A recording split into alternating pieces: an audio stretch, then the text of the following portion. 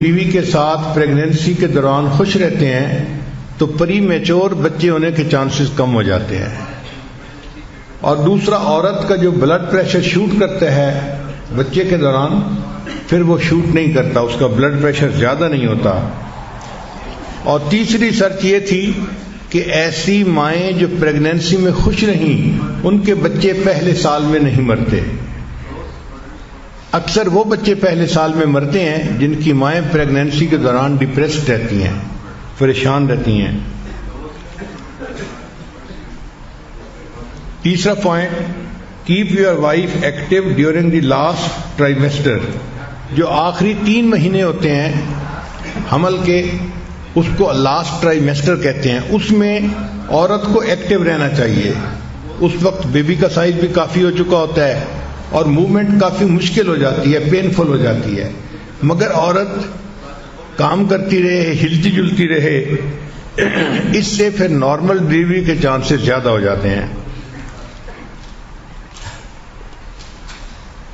مرد کو چاہیے کہ وہ مختصر سا سمپل سا کھانا بنانا بھی سیکھ لے، اس لیے کہ عورت اگر پریگننٹ ہے تو مے بی کہ وہ کوکنگ نہ کر سکتی ہو، تو ایسے وقت میں انڈے بنا لینا یا کوئی ایسی چیز جس کو انسان کھا کے اپنا وقت گزار لے، باہر کے کھانوں کی ضرورت نہ پڑے، یہ بھی ایک اچھی بات ہے.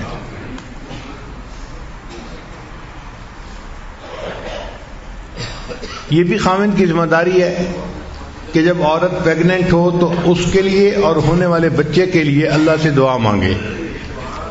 چنانچہ انبیاء کرام نے اپنے ہونے والے بچوں کے لیے دعائیں مانگی جو قرآن مجید میں منقول ہیں.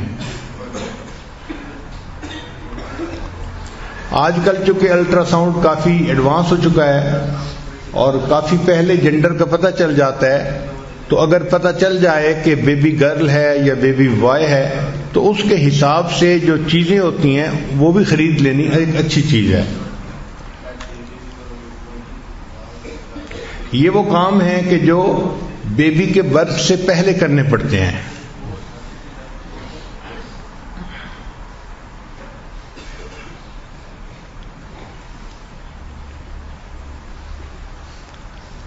اس کیفیت میں عورت کو کوآپریشن چاہیے ہوتی ہے، عورت کو محبت چاہیے ہوتی ہے، تو عورت کو سپورٹ دینی چاہیے فل، تاکہ اس کو اطمینان ہو ذہنی طور پہ کہ میرا ہسبینڈ میرے ساتھ ہے اور پریگننسی میں کوئی بھی مشکل ہوگی تو اللہ تعالیٰ کی رحمت ہوگی. درد ذہ کی جو تکالیف ہیں بہت زیادہ سوئر ہوتی ہیں، بہت سوئر ہوتی ہیں. اس وقت عورت کی یہ کیفیت ہوتی ہے کہ اس کو فیل ہوتا ہے کہ شاید میری جان ہی نکل جائے گی. وہ درد برداشت کرنا اس کے لیے مشکل ہو جاتا ہے. تو ایسے وقت میں خامند کا اس کو تسلی دینا، اچھے بول بولنا، یہ اس کے لیے سکون کا باعث بنتا ہے. قرآن مجید میں بی بی مریم کے بچے کی ولادت کا واقعہ ہے. تو ان کو جب درد ذہ ہو رہی تھی تو ان کی ڈپریشن کی یہ کیفیت تھی کہ وہ کہنے لگیں یا لیتنی مت قبل ھذا وکنت نسیا منسیا، اے کاش کہ میں اس سے پہلے مر جاتی اور کوئی بھولی بسری چیز ہوتی، میرا وجود ہی ختم ہو چکا ہوتا. اب اس ڈپریشن میں سے بندہ کیسے باہر نکلے؟ یہ ایک عجیب بات تھی. چنانچہ رب کریم نے انہیں بتایا کہ یہ آپ کے قریب جو کھجور کا درخت ہے نا، آپ اس کو ہلائیے اور اس میں سے جو کھجوریں گریں گی وہ کھجوریں کھائیے، پانی پیجیے اور اپنے بچے سے محبت کا اظہار کیجیے. اس کو وہ کر رہی ہے ہی نہیں، اس کو دیکھ کے آنکھوں کی ٹھنڈک بنائیے. تو 3 کام قرآن پاک نے کہے. اب عام عقل حیران ہوتی ہے کہ بھئی ولادت کا وقت ہے تو اس وقت تو اس کو کہتے کہ بھئی تم گھی پی لو، فلاں پی لو کہ بچے کی ولادت آسان ہو جائے گی، اور شریعت کہتی ہے کھجوریں کھاؤ. کیا تک بنتا ہے بھئی کھجوریں کھانے کا؟ آج سائنس نے اس بات کو ریسرچ کر کے ثابت کر دیا کہ قرآن پاک میں 1500 سال پہلے جو کہا گیا تھا وہ 100% ٹھیک تھا.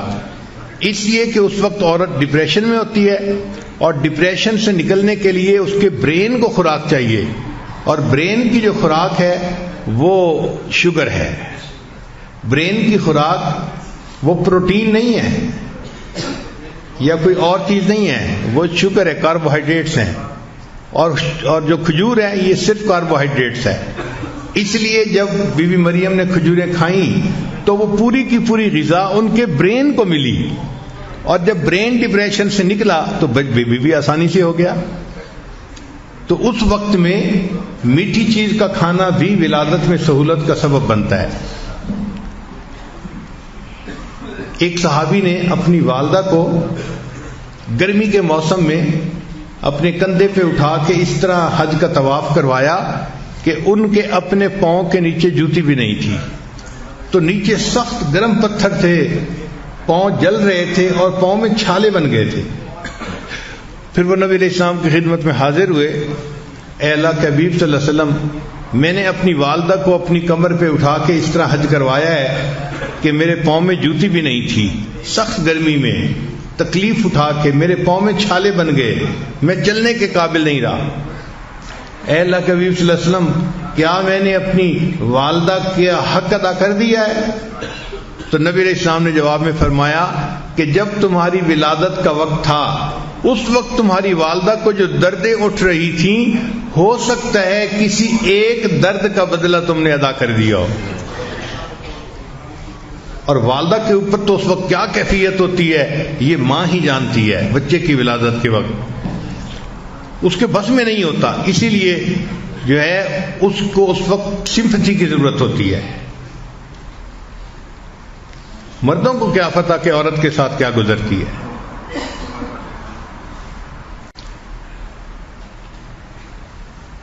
تو ایسے وقت میں غصہ کرنا اور چھوٹی سی بات پہ بگڑ جانا یہ بیوقوفی کی علامت ہے.